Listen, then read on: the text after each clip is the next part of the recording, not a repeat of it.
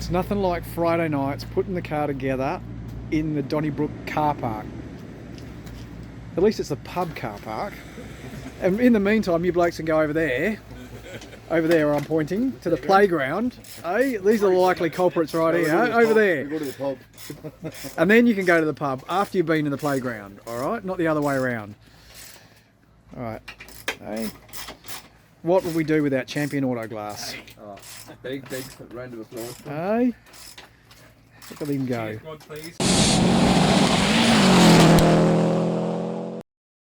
Welcome back to the channel, just in time to catch us at the Grimwade Stages Rally Round 3 of the State Championship. And there we were just watching Steve fitting a windscreen to Gary Mills' Ford Fiesta. Why we were having to replace a windscreen on a rally car the night before a rally is a question probably best not asked. As you can probably tell from this footage, it was already pretty wet before the rally started. The forecast was for more heavy rain, and for a change, the Weather Bureau got it right.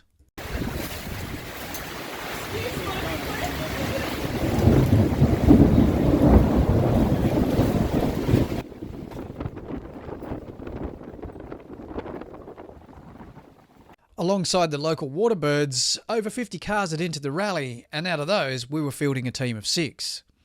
It was destined to be a wet and cold day for service crews and teams alike, and there were some that would succumb to the slippery conditions.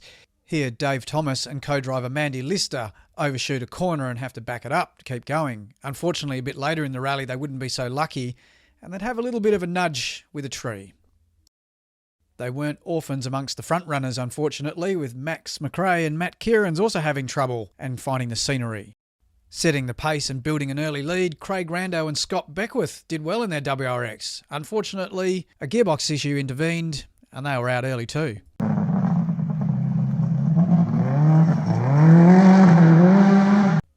This may have been only one corner on the rally, albeit very wet and slippery. However, it did catch out quite a few.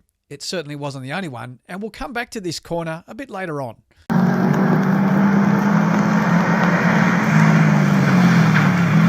Amongst our team, Grimwade was a bit of a mixed bag. Hugh and Karen started well without too much grief. However, Todd and Jeremy just couldn't sort out fogging issues with the windscreen and had to withdraw and come back to service early. Tim and John were fairly onto it, and they were going okay. Steve and Shane, though, they were still finding their feet with the car, each other, and the slippery conditions.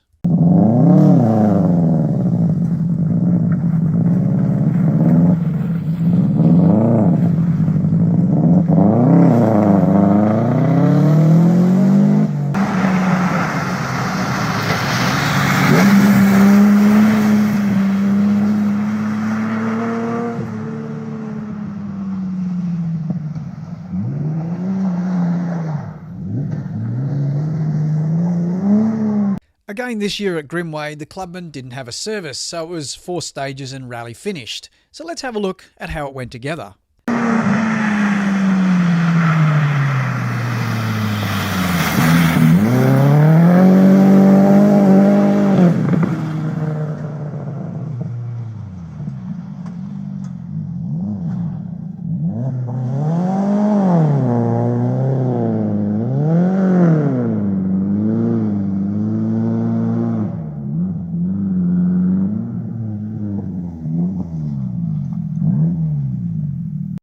That uphill corner proved quite tricky for a number of rear-wheel drives, and the last of those 2 Nissans was Jeff Leadhater and Paul Helm in their S13.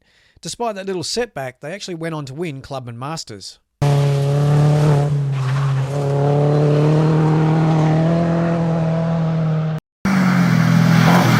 Amongst the Clubman Cup competitors, Tiana and Graham jumped out of the blocks and set the 3rd fastest time on stage 1.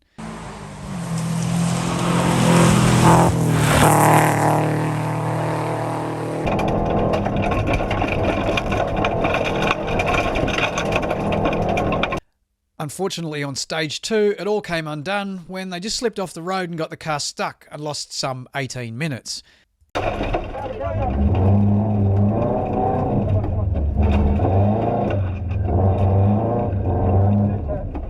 Scott Bennett and Gavin Turner were doing very well as well and holding on to a comfortable lead until they too slipped off the road and lost a chunk of time on the last stage, dropping them well down the order.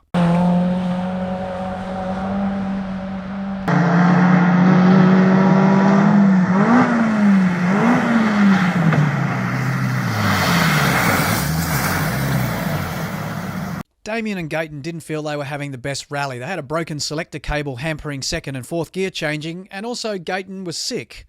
Despite that, they kept pushing on and were rewarded with third place in the Clubman.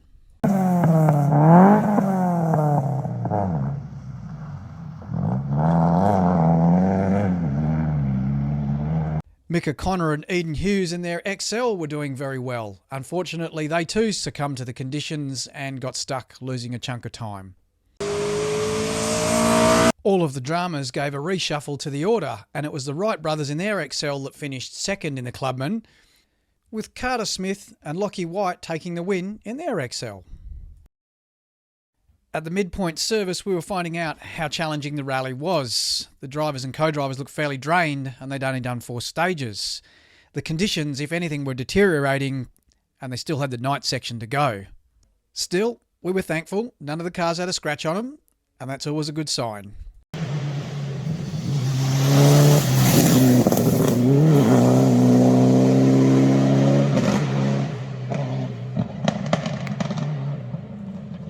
The second pass over the stages, and Dylan King and Sean McMacken were holding down a comfortable second place in their STI. Unfortunately, on the last stage, they have mechanical dramas, and they too would have to retire.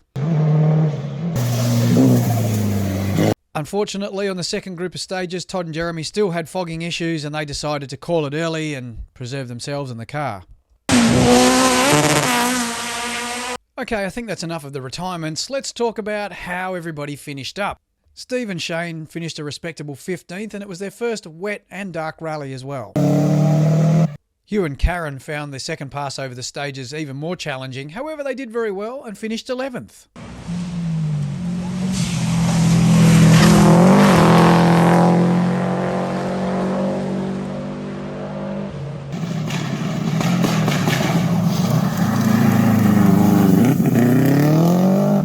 The sensation of the team and the rally was Tim and John. They surprised themselves when they found out that they'd taken a 4th fastest stage time on stage 7.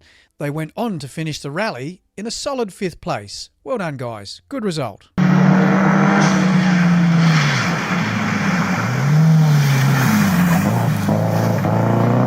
Mick Steele and Katie Oxley hadn't been out on the gravel for a couple of years. They brought out their rebuilt Spec C and they were rewarded with a 4th place, even if they did lose the front bumper along the way.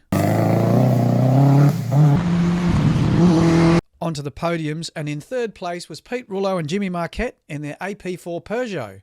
Good drive, well done guys. Everyone had slip and slide in the mud today, however, Gary Whittle and Ryan Doe managed to keep it together and they rewarded themselves with 2nd place.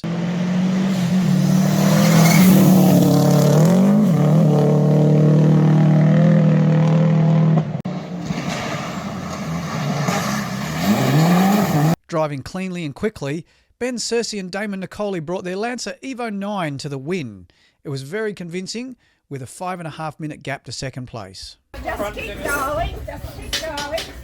Thankfully, we brought all the cars in the team home without too much drama, apart from all the mud caked everywhere. And surprise, surprise, Sunday morning, dawn, bright and clear. Where was this weather the day before?